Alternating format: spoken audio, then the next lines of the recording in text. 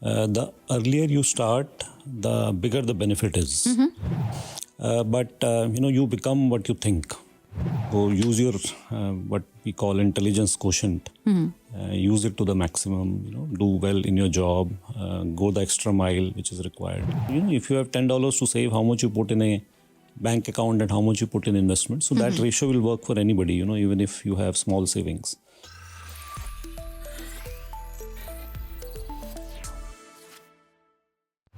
ਸੋ ਇਸ ਵਕਤ ਅਸੀਂ ਇੱਕ ਅਜਿਹੀ ਸ਼ਖਸੀਅਤ ਨਾਲ ਆਪ ਸਭ ਦੀ ਮੁਲਾਕਾਤ ਕਰਵਾਉਣ ਲੱਗੇ ਹਾਂ ਜੋ ਕਿ ਇਮੀਗ੍ਰੈਂਟ ਸਕਸੈਸ ਸਟੋਰੀ ਦੀ ਇੱਕ ਪਰਫੈਕਟ ਐਗਜ਼ਾਮਪਲ ਨੇ।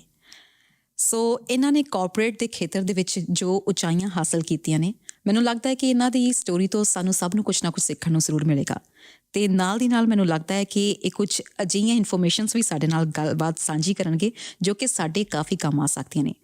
So today we have with us Mr. Sandeep Goel, who is the Managing Director of Scotiabank's Global Family Office Group. Sandeep ji, welcome to the studio. Very good morning. How are you? I'm very good. So first of all, we are really very happy to see you here in our studio. How's your experience right now? This is very good. This is the first time I'm on radio. So yeah, definitely it's a learning experience for me. First of all, when we talk about the Scotiabank's Global Family Office Group, so can you please tell our listeners about us? Can you, if you don't mind, if you can explain about this thing? So Global Family Office takes care of ultra high net worth families, and we offer a suite of bespoke financial services, which includes private banking, asset management, estate planning. We do a range of services which are relevant to high net worth individuals. So as a managing director, like what you do on the daily basis on this position? So I take care of ethnic Indian families primarily. So my intent is to reach out to these families and educate them in terms of what exactly is the need and what do we offer and how are we different in the market. So me and my listener, we all are very curious to know about your journey, so about your success story. If you don't mind, if you can put some light on it. Yes. So, I graduated from Indian Institute of Management in Bangalore, and I joined ICICI Bank, spent almost 25 years with them across various locations. So I spent some time in UK, in India, and then came to Canada in 2007. It is a good journey, across various markets. Very different from a regulatory as well as from a offering standpoint, and I kept on learning in each of these markets. So that's the curve. How different the Canadian cooperative sector is from India? I would say the basics remain the same everywhere. The difference could be in terms of intensity of competition, intensity of demand. Like Canada is primarily export market. India is very, very internally focused. So that could be the difference. But on the broad basis, I think they are fairly similar. So were there any obstacles in your way, or especially if you want to tell us about your struggle story, if there is any? So, I would like to highlight during COVID, it was a very tough time for a lot of small institutions in Canada. And I had just taken over as CEO for ICICI in Canada. And it was a tough time. And, with the support of the staff, management, the board, I think we did a good job, really good job. But it was a struggling time for a lot of small institutions here. So how much competition is there in the corporate sector? In terms of banking sector, I think it is fairly well understood. There are large banks, Schedule 1 banks. Then there are Schedule 2 banks, which are focused on certain communities or certain trade corridors.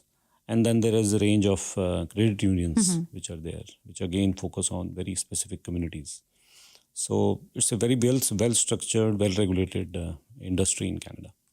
So in the corporate sector, what do you think that are the factors or the most important things that people should do to get success or for their success stories? So, 2 or 3 things, from my own learning, I would love to share.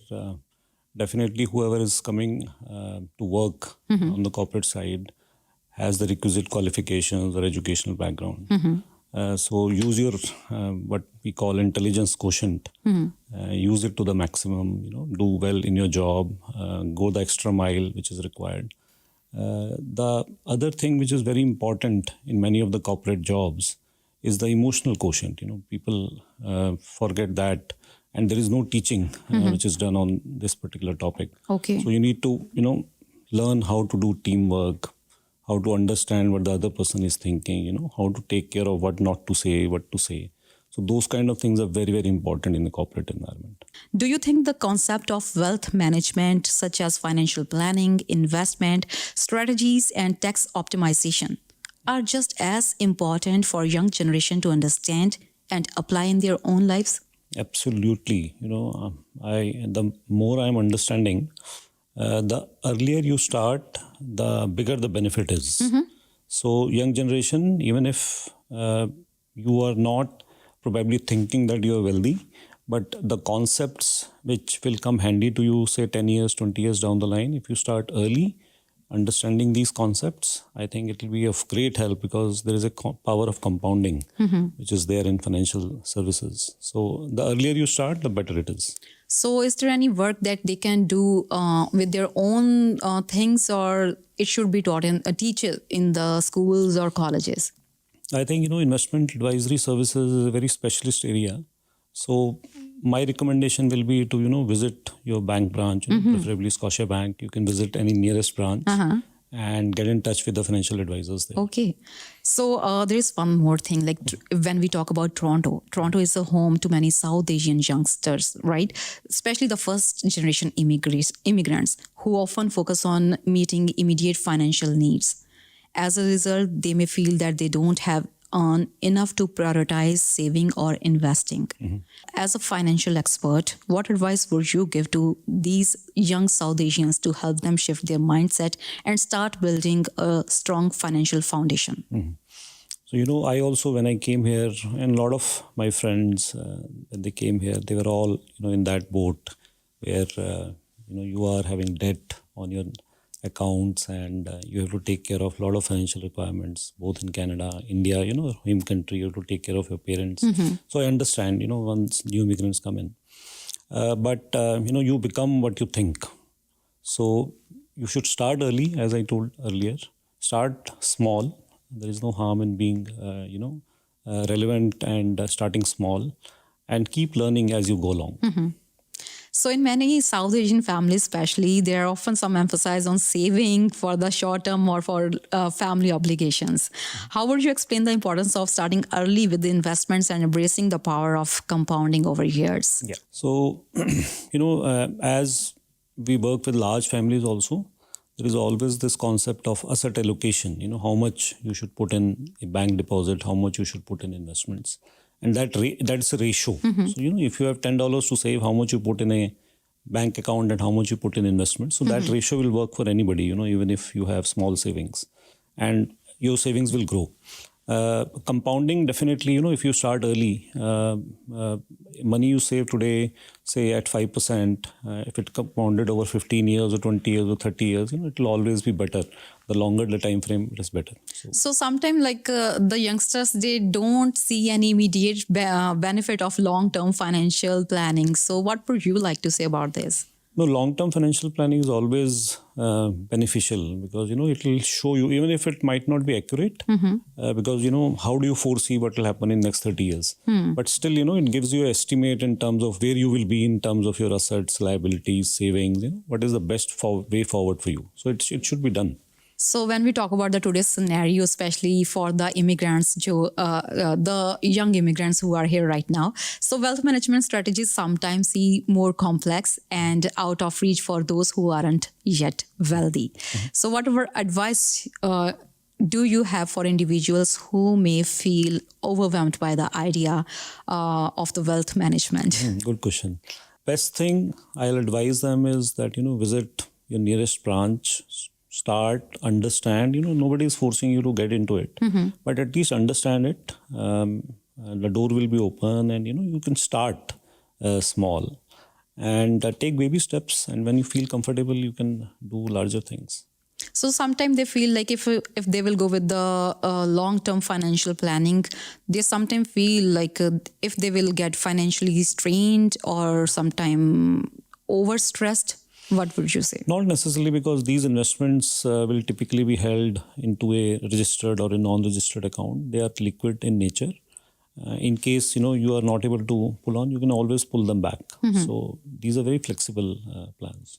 So you have a very long experience. You have when we have a look at your career. So in the closing, what would you like to say to our listeners who are listening you right now? Any advice, any tip you would like to say? Sure. Work hard. Walk that extra mile in your work, and get very early exposed to the financial planning aspect of it, because it will go a long way for your wealth. So when we talk about today's scenario, do you think financial planning is that much easy right now, the time that is going on? Yeah, that's fine. It is always, volatility is always there in the market. Reasons could be different, but markets are always, volatile. So there is no better way to start financial planning anytime. So one word about Canada. Oh, it is blessed. So thank you so much. Thank you for your time. Thank you for coming to our studio. It was really a pleasure to meet you and talk to you on this issue. Thank you. Thank you. Thank you for inviting me. Thank you.